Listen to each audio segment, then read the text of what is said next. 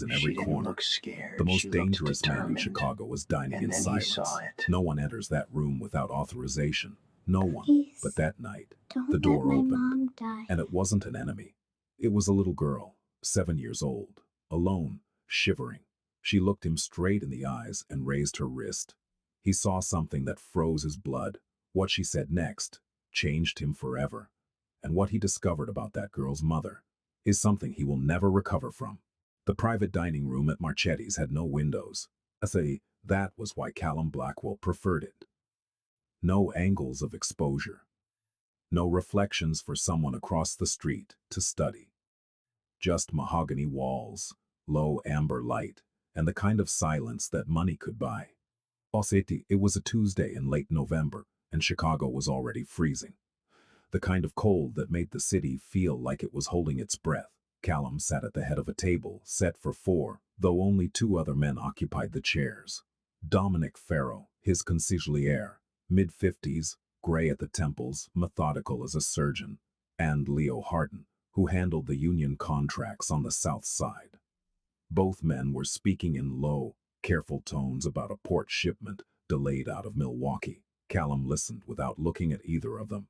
He held a glass of Barolo between two fingers, untouched, and his eyes rested somewhere past the wall, as though he were reading something no one else could see. He was 34 years old, clean shaven.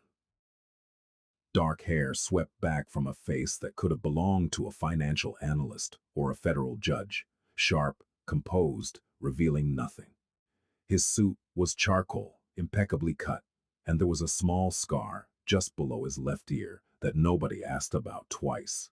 Two of his men stood near the only entrance. Another waited outside by the elevator. Marchetti's owner knew the protocol. When Mr. Blackwell reserved the private room, the hallway was cleared. The kitchen served without interruption, and no one, no server, no manager, no guest, approached the door without being cleared. So when the door opened without warning, every muscle in the room shifted. Dominic stopped mid-sentence. Leo's hand moved beneath the table. One of the guards stepped forward, reaching for the small figure that had somehow slipped past the corridor unnoticed. But Callum raised two fingers. Everyone froze, because it was not a threat. It was a child, a girl, 7, maybe 8 years old. Brown hair pulled into a loose ponytail that was falling apart. A coat too thin for the weather, zipped up to her chin. Sneakers with one lace untied. She stood in the doorway with her hands pressed together in front of her like someone about to recite a prayer. She was trembling, but she didn't look away. Her eyes, pale green, wide, unblinking, found Callum's across the length of the room, and she held them there. "Excuse me," she said. Her voice was small, steady.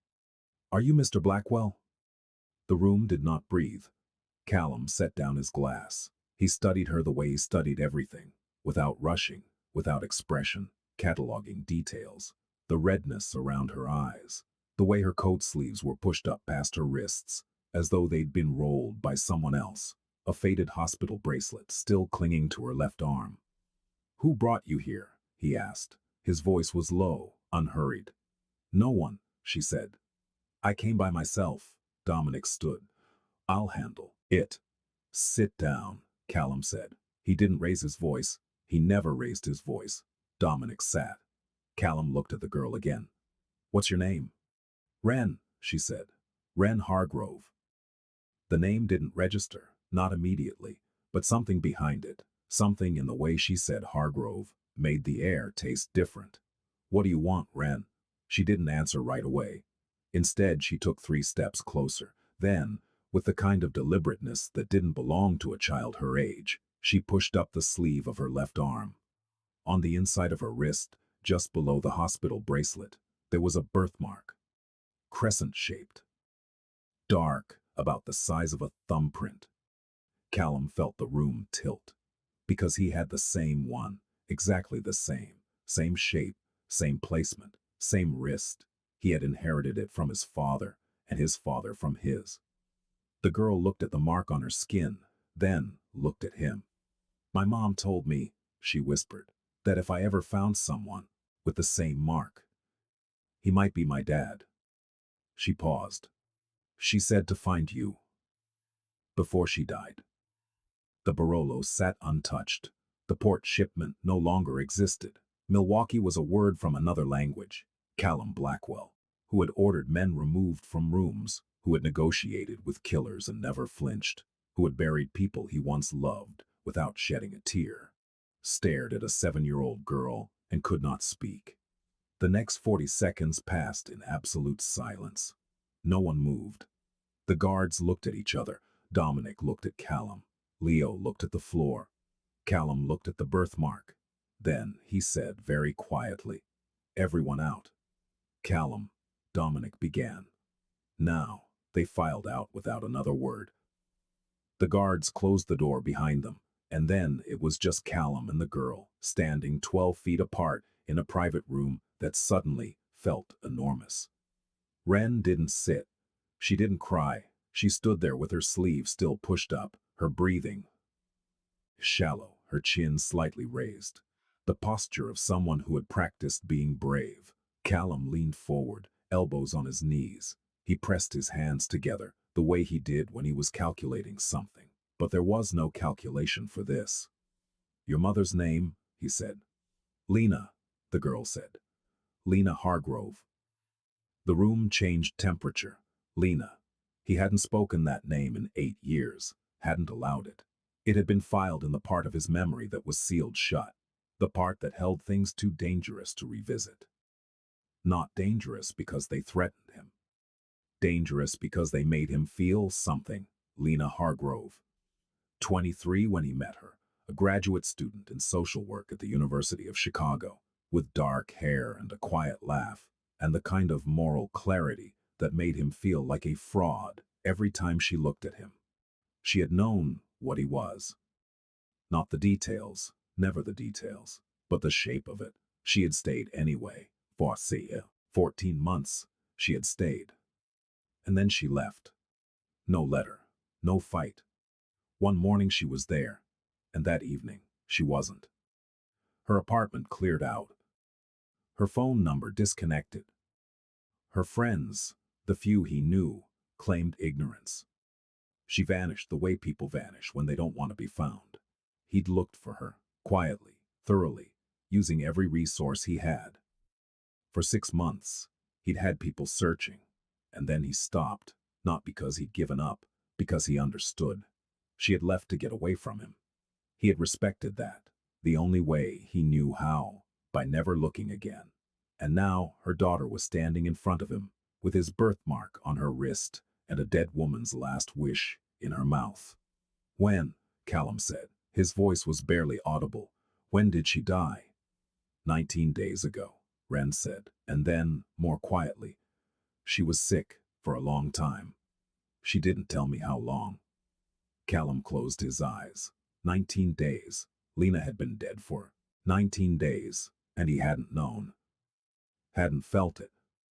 The world had just continued, ordinary and indifferent, while the only woman who had ever made him question everything was lowered into the ground. "Who's taking care of you?" he asked. "Mrs. Alderman. She was our neighbor, but she told me yesterday that she can't keep doing it. She said they're going to send me somewhere." Somewhere. Foster care. Ren said it the way you'd say surgery or sentencing, like a word she'd heard adults use when they thought she wasn't listening. Callum opened his eyes. "How did you find me?" For the first time, Ren hesitated. She reached into her coat pocket and pulled a younger version of himself. Maybe a younger version of himself. Maybe 26. Standing outside a cafe on North Clark Street. He was looking at something, off camera and almost smiling. On the back, in handwriting, he recognized like a wound, Lena had written. "Callum Blackwell. If something happens to me, Ren, find him. He'll understand when he sees your wrist. Beneath that, he is not a bad man. He just lives in a bad world." Callum read it twice, then he folded the paper along its original creases and held it in his lap. His hands were steady, his chest was not. "Sit down, Ren," he said. She sat in the chair closest to the door, perched on the edge like a bird, ready to fly. "Are you hungry?" She nodded once. He pressed the intercom on the wall. Bring a plate, something simple, and a glass of milk. The kitchen didn't ask questions. While they waited, neither of them spoke. Callum looked at the girl, really looked at her, and began to see the things he'd missed. The shape of her jaw, narrow and precise, the same as his. The way she held her hands when she was thinking. The slight furrow between her brows that mirrored the one he saw in the mirror every morning. And the birthmark. He unbuttoned his left cuff and slowly rolled up his sleeve. He held his wrist out, palm up, without saying a word. Ren stared at it. Her eyes filled, but no tears fell. So it's true, she whispered. Callum didn't answer, but he didn't pull his arm away. The food came. Ren ate like someone who hadn't had a proper meal in a while, carefully, but quickly. Callum watched her and felt something moving beneath his ribs that he hadn't felt in so long. He didn't have a name for it. When she finished, she wiped her mouth with the back of her hand and said, without looking at him, "Are you going to send me away?" The question landed like a bullet. "No," Callum said. He said it before he'd decided, before he'd calculated the risk, the logistics, the exposure, before he'd consulted anyone or considered what it meant. He just said it, and the moment he did, he knew it was the truest thing he'd said in years. Callum made 3 phone calls in the car. The first was to Dominic. "I need a full background on a woman named Lena Hargrove. Last known address in Chicago. She died approximately 3 weeks ago. I need medical records, death certificate, housing history, and the name of whatever attorney handled her affairs. And I need the file on my desk by morning." Dominic, to his credit, didn't ask why. The second call was to a woman named Greta Nolan, a family attorney who had been on retainer for various Blackwell interests for years. She never asked questions either. "I need emergency custodial paperwork drafted for a minor. Her name is Ren Hargrove, 7 years old. I'll have documentation sent to your office within 24 hours. The third call was to the woman named Mrs. Alderman. He got her number from Ren, who recited it from memory, the way children memorize things they know are important. The conversation was brief. Mrs. Alderman sounded exhausted, relieved, and slightly terrified in equal measure.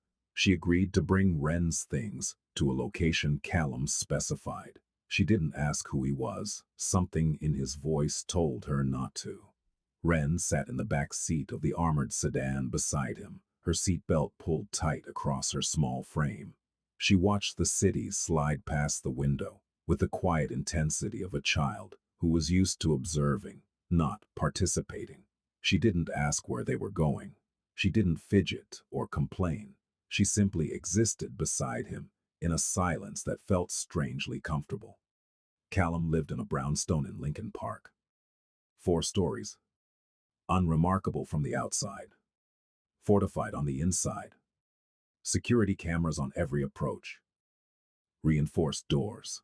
A panic room on the 2nd floor that was disguised as a linen closet. It was not a home.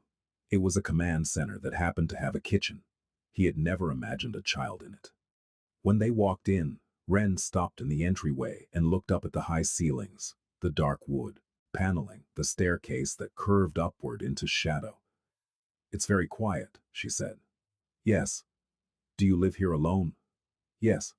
She nodded slowly, as though confirming something she already suspected. Callum showed her to a guest room on the 2nd floor. It was sparse. A bed, a dresser, a lamp. The sheets were white and unused. The walls were bare. "This is temporary," he said. "We'll get you what you need." Ren walked to the window and looked out at the street below. After a moment, she turned and said, "My mom used to say that temporary is just a word people use when they're scared to say forever." Callum stood in the doorway and said nothing. Because she was right, he left her to sleep. Or try to. He walked downstairs to his study, poured a glass of whiskey he didn't drink, and sat in the dark. Lena was dead. He pressed the heels of his palms into his eyes and let the sentence exist inside him. He let it fill the spaces between his ribs, the hollows behind his lungs. New existed. A 7-year-old girl, with new existed. A 7-year-old girl with his jawline and his birthmark, and his habit of watching before speaking. A girl who had walked into one of the most dangerous rooms in Chicago and held her ground. A girl who ate like she was used to hunger and spoke like she was used to being alone. She was 7, which meant Lena had been pregnant when she left. The realization didn't land all at once. It seeped in, like water through a crack in stone. She hadn't just left to protect herself. She had left to protect the child. His child. She had looked at his world, the money, the violence, the quiet ruthlessness that paid for everything. And she had decided that a fatherless life was safer than a life in his orbit. And she had been right. That was the part that destroyed him. She had been right, and he hated her for it. And he missed her so badly his teeth ached. At 2 in the morning, Callum walked upstairs and stood outside the guest room door. He listened. Inside, he could hear the slow, uneven breathing of a child trying to sleep in an unfamiliar place. He pressed his palm flat against the door and stood there for a long time. Then he went back downstairs, opened his laptop, and began doing something he had not done in almost a decade. He began to plan around someone other than himself. The file arrived at 6 in the morning. Dominic brought it personally, sealed in a black folder, and set it on Callum's desk without a word. He started to leave. "Stay," Callum said. Dominic sat. He folded his hands and waited. Callum opened the file. Lena Hargrove. Born in Rockford, Illinois. Parents deceased. Father from a heart attack when she was 12. Mother from ovarian cancer 3 years later. Raised by an aunt who died the year before Callum met her. She had no siblings, no living relatives, no safety net. She had been entirely alone in the world, and she had never once told him. After leaving Chicago, she had moved to a small town in downstate Illinois, Champaign. She worked as a counselor at a women's shelter for 2 years, then at a school district, then at a community center. She never made more than $42,000 in a single year. She never married. She never changed her name. Ren was born on March 14th, 7 pounds, 4 ounces, delivered at Carl Foundation Hospital. Father listed on the birth certificate, unknown. Callum read that word 3 times. Unknown. She had chosen to erase him. Not out of cruelty. Out of protection. She had built a wall between his world and her daughter's, and she had made it out of silence. The medical records told the rest. Lena had been diagnosed with pancreatic cancer 14 months ago. By the time they found it, it had already spread. She underwent treatment, surgery, chemotherapy, a brief remission that collapsed. Within weeks, she died at home, in her own bed, with Ren beside her. The hospice nurse's report was included. In her final days, Lena had been lucid. She had organized her paperwork. She had written letters, one to the school, one to Mrs. Alderman, and one to Ren. The letter to Ren was not in the file, but the photograph was, the same one Ren had shown him. Lena had kept it for 8 years, had kept his face in a drawer or a box or a pocket, close enough to find, far enough to survive. Callum closed the file. "The girl," Dominic said carefully. "She's yours?" "Yes." "You're certain?" "Look at her, Dominic." Dominic was quiet for a moment. "What do you want to do?" "She stays." "Callum, think about what that means." "I've thought about it." "Have you?" "Because the moment anyone knows you have a child, she becomes leverage. She becomes a target. Every enemy you've ever made, every alliance that's ever been strained, they'll know exactly where to aim. Then no, before. She is not to be discussed. Not before. She is not to be discussed. Not with the crews. Not with the partners. Not with anyone outside this room. She doesn't exist in our world. If someone asks, she's the daughter of a friend. If someone presses, they stop asking. If someone becomes a problem, they become my problem. Is that clear?" Dominic studied him for a long time. Then he nodded. "Clear. Hey. Good. Now get me a child psychologist." someone discreet, and find out what second graders need. Supplies, books, whatever. He paused. And Dominic. Yes, find out where Lena is buried. The first week was a study in mutual bewilderment.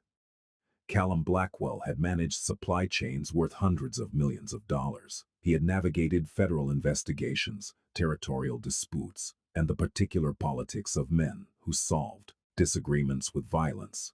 He had never been confused by logistics, but he did not know how to make a child's lunch. He stood in the kitchen on the second morning, staring at a loaf of bread and a jar of peanut butter with the focus of a man disarming a device. Wren appeared in the doorway in pajamas that were too short at the ankles. She was growing out of everything she owned, and watched him. You put the peanut butter on both sides, she said. Why? So the jelly doesn't make the bread soggy. He looked at her. She looked back with the calm authority of someone who had been making her own sandwiches for a while. Show me, he said. She did. She stood on a step stool and spread the peanut butter with a butter knife, talking him through it, as though she were teaching a class. Callum watched with the kind of attention he usually reserved for reading legal documents. When it was done, she took a bite and nodded. That's correct. He almost smiled. Over the next several days, the brownstone began to shift. Not physically. The walls were the same, the furniture unchanged, but the texture of the place altered. There were sounds now. The soft thud of small feet on hardwood, the murmur of a voice talking to no one, Wren narrating to herself while she drew at the kitchen table, the creak of a bedroom door opening in the middle of the night when she couldn't sleep and wandered to the hallway, where she would sit on the top step and listen to the silence until it felt safe enough to go back. Callum knew about the hallway. He'd seen it on the security feed. He didn't say anything, but on the fourth night, he left a blanket on the top step. Folded. Without a note. In the morning, the blanket was back on the step, refolded. Wren didn't mention it, neither did he. But it became a ritual. Every night the blanket was there. Every morning it came back. Something unspoken passed between them through that square of fabric. Something neither of them could have articulated. He enrolled her in a private school on the North Shore under the name Wren Hargrove. No connection to him on paper. The tuition was paid through a trust that couldn't be traced. He hired a driver, a retired Marine named Byrne, who had worked for the family for years and who understood, without being told, that this assignment was the most important one he would ever receive. Wren didn't fight the school. She didn't fight anything. She moved through her new life with the eerie adaptability of a child who had learned early that resistance was a luxury. She ate what was put in front of her. She wore what was provided. She answered when spoken to, and she watched everything. It was the watching that unsettled Callum the most, because it was exactly what he did. On the sixth night, he came home late from a meeting and found her at the kitchen table, drawing. He set his keys down and paused. It's past your bedtime, he said. I know. Then why are you still up? She didn't look up from her drawing. I wanted to make sure you came home. The sentence went through him like voltage. He pulled out a chair and sat across from her. She was drawing a house. It had 2 windows, a door, and a chimney with smoke curling out of it. Beside the house stood 2 figures, one tall, one small. They were holding hands. Is that us? He asked. She colored in the chimney smoke without answering. He sat with her until she finished. Then he walked her upstairs, stood outside her door while she changed, and said goodnight. She said goodnight back. It was the most ordinary exchange of his entire life, and it shattered him. Wren noticed everything. She noticed that he never answered his phone in front of her, that certain men came to the house and spoke to him in the hallway with the door closed, that his hands sometimes had scrapes on the knuckles that weren't there the day before, that he owned suits in every shade of gray and black, but nothing with color. She noticed that the house had no photographs. One evening, while Callum was reviewing documents in his study, she appeared in the doorway. She had a habit of doing this, materializing silently, like a thought you didn't realize you were having. Can I ask you something? She said. Yes. Why don't you have any pictures on the walls? He looked up from his papers. I never thought about it. My mom had pictures everywhere, of me, of places she went. She said pictures were proof that something happened. Callum set his pen down. She was probably right. Do you have any proof that things happened to you? The question was innocent. The weight of it was not. No, he said. I suppose I don't. Ren thought about this. Then she said, I could draw you some, if you want. 2 days later, there were 3 drawings taped to the refrigerator. One was the house with 2 figures. One was a tree with a bird sitting in it. And one was a portrait of Callum, with his hair too tall, and his eyes too big, and his mouth a straight, serious line. Dominic saw the drawings when he came by for a briefing. He stared at them for a long time, but said nothing. It was around this time that Callum began to notice something else. Ren's silences. She talked. She was thoughtful and articulate when she chose to be, but she also went quiet for long stretches, not sulking, not withdrawn, just absent, somewhere inside herself that was private and unreachable. He recognized it because he did the same thing. The child psychologist, Dr. Kaur, came twice a week. She was a small Indian woman with silver-streaked hair, and the particular calm of someone who had spent decades sitting with pain. After the 3rd session, she asked to speak with Callum alone.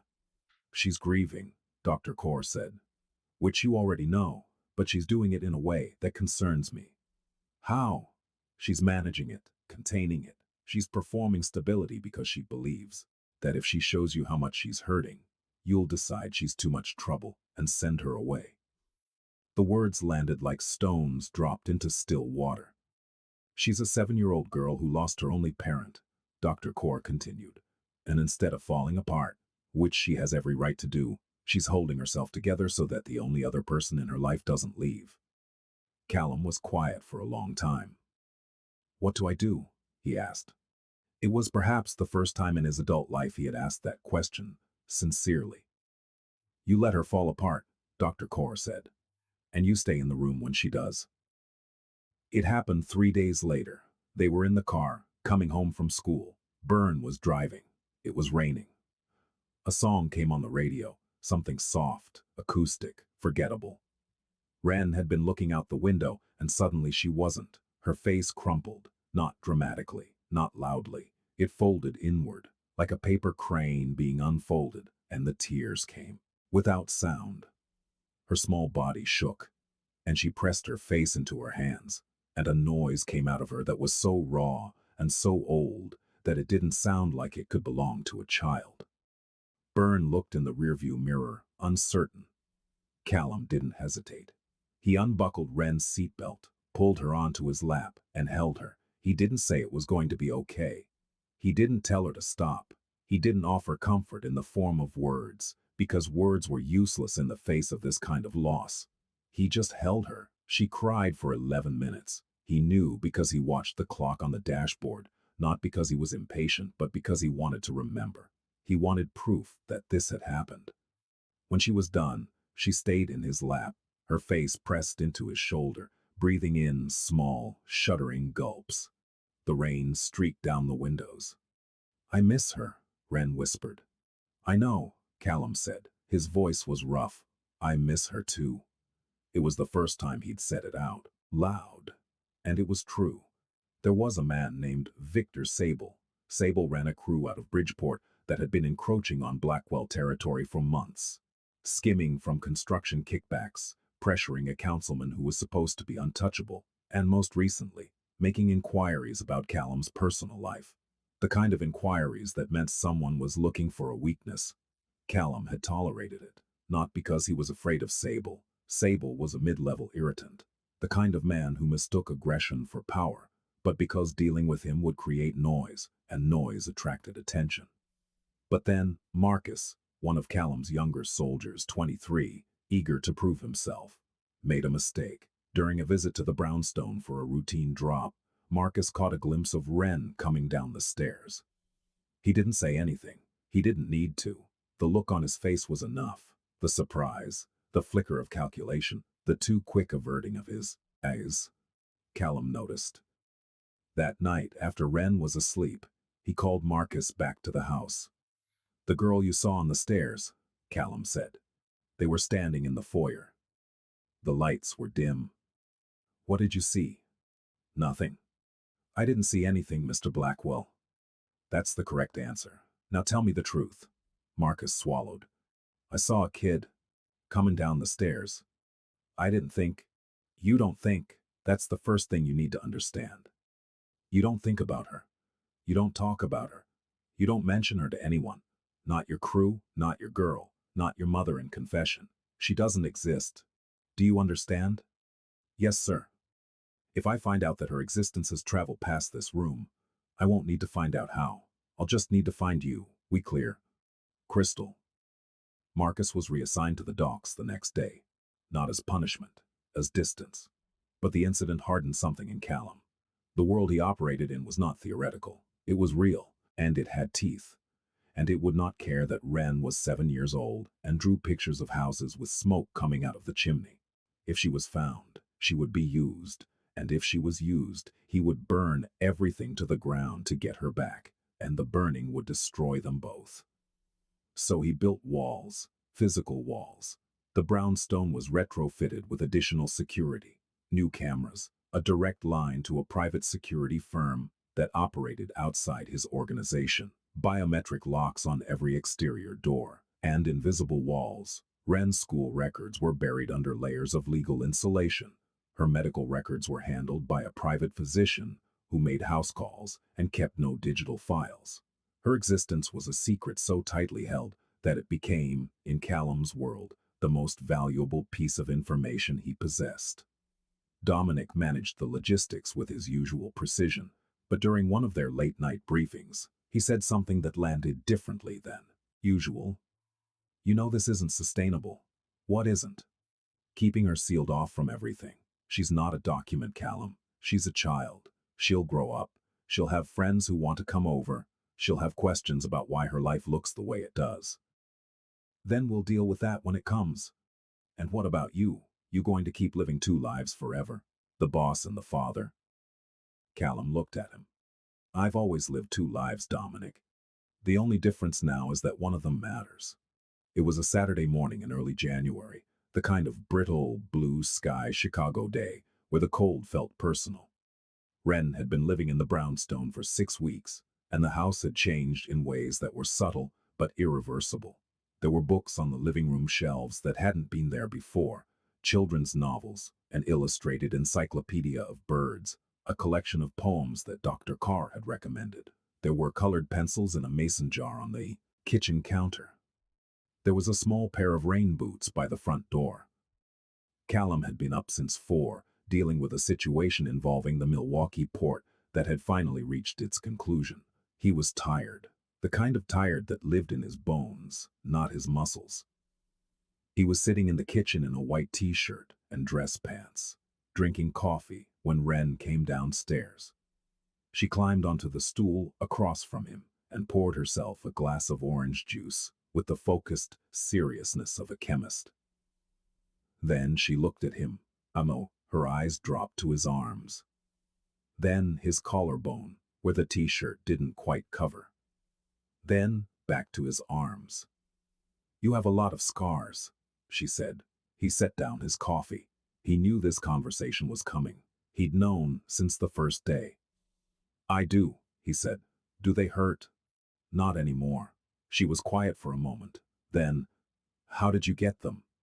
He had prepared lies, elegant, airtight lies, a car accident, a construction job in his youth, stories that would satisfy a child and protect her from the truth. But Ren was looking at him with those pale, green eyes, Lena's eyes, and he remembered what Dr. Kaur had said. "She can tell when you're not being honest." Children always can. "Some of them are from fights," he said. "A long time ago." "Did you win?" He almost laughed. "Almost. Most of the time. And the ones you didn't win, those are the ones that taught me the most." She considered this. Then she rolled up her own sleeve, the left one, the one with the birthmark, and pointed to a small, pale scar on her elbow. I got this when I fell off my bike, she said. Mom was teaching me. I went too fast and went into the street and fell. She ran so fast to get me. She was more scared than I was. That sounds like her, Callum said quietly. Ren looked at him. You knew my mom? Yes. A long time ago. Were you? She trailed off, searching for the word. Were you friends? He thought about Lena. The way. She used to read at the kitchen table with her glasses sliding down her nose. The way she'd argue with him about politics and never back down. The way she smelled like lavender and coffee. The way she left. More than friends, he said. We cared about each other very much. Then why didn't you stay together? There it was. The question he'd been circling like a dark planet since the night she arrived. Because sometimes people leave to protect the people they love, he said. Your mother. She knew that my life was complicated, and she was afraid that being near me would put you in danger.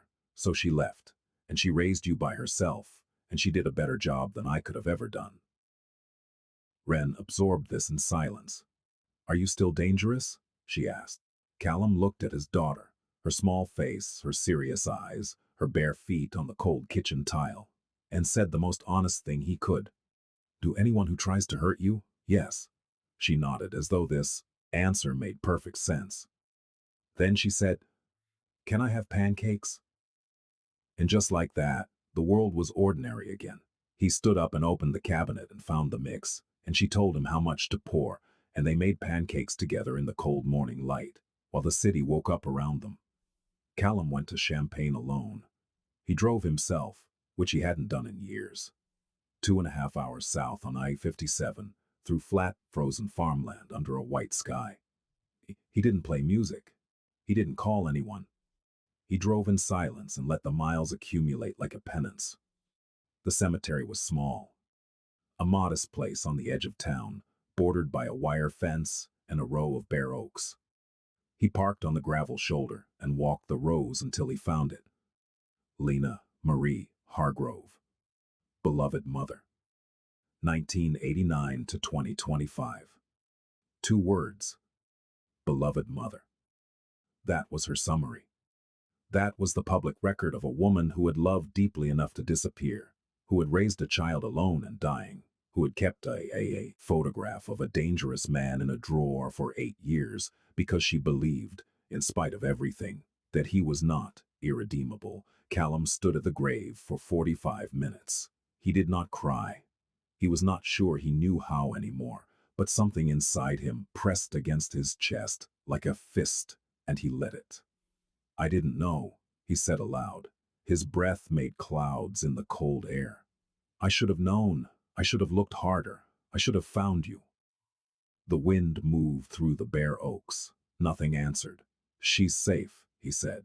She's safe, and she's brilliant, and she makes her own sandwiches, and she draws pictures, and she can't sleep in a strange room without a blanket on the stairs. She's yours, Lena. Everything good in her is yours. He pressed his hand flat against the top of the headstone. The granite was freezing. But I'm going to take care of her now. I know you didn't think I could. Maybe you were right. But I'm going to try, not because I owe you, not because I have to. Because I want to. Because she's the only thing in my life that isn't broken. He stayed until his fingers were numb and the sky had turned the color of ash. Then he got in the car and drove back to Chicago. When he walked in the door, Ren was on the living room floor, surrounded by colored pencils and paper. She was drawing something with intense concentration, a bird from the look of it. She didn't look up. Where did you go? She asked. To visit your mother. Now she looked up. Her eyes were wide and careful. Can I go next time? Yes. Promise. I promise. She returned to her drawing, and there she said, I told Mrs. Core that I think I might start calling you something different. Callum's hand was on the banister. He didn't move. Like what? He asked. She didn't look up. She shaded the wing of the bird with the side of her pencil. Like Dad. The word hung in the air between them. It was the smallest word. The heaviest. Callum gripped the banister because if he didn't, he was not sure his legs would hold him. Only if you want to, she added quickly. I want you to call me whatever feels right, he said. His voice was steady. His eyes were not.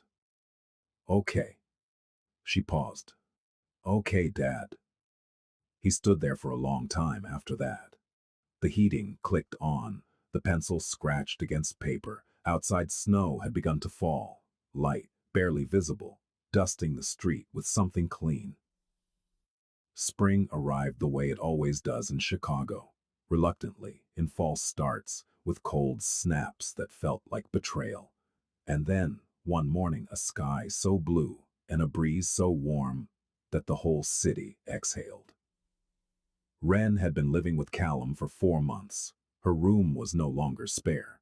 The walls were covered in drawings, birds, houses, cityscapes seen from her bedroom window, and portraits of people she loved.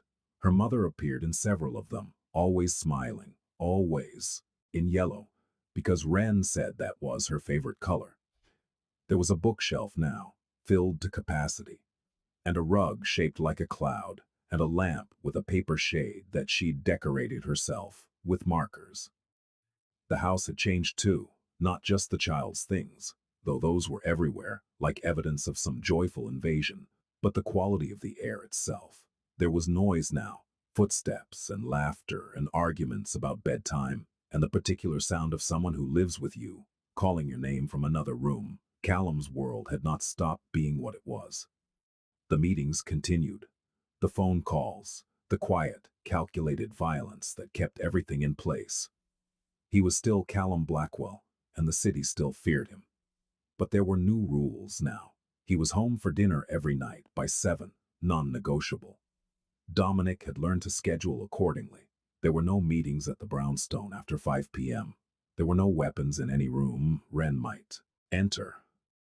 And every Sunday morning, every single Sunday, the day belonged to her.